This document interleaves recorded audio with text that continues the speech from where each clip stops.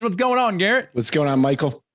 So obviously with COVID, we saw a lot of changes in on the lending side, and we've talked about it on previous episodes. That has stabilized quite a bit. We've had some bridge lending come back recently, which is pretty cool.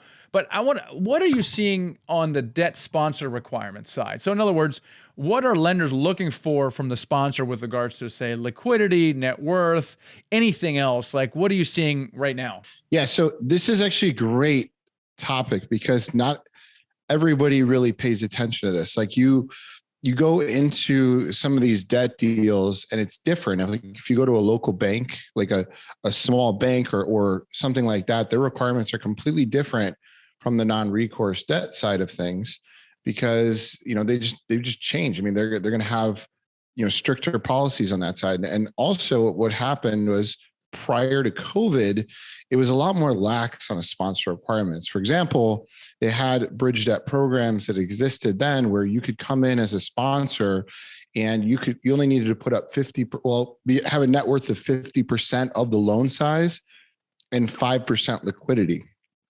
Now you want to get a bridge debt loan, it's gone back up to 100%, and they want at least 10% liquidity most times. In addition, they want the sponsors to come up with 5 to 10% of the equity to come to get the loan. And so it's changed. It's gotten more stringent on the sponsor. And so you have to make sure you're set up properly to be able to do the deal. I mean, there's nothing worse than going after a deal that you think you can do and then finding out, oh, I can't even get the right loan on this because I'm not strong enough. And so having awareness around that and understanding where the market is and where things are falling is so important right now.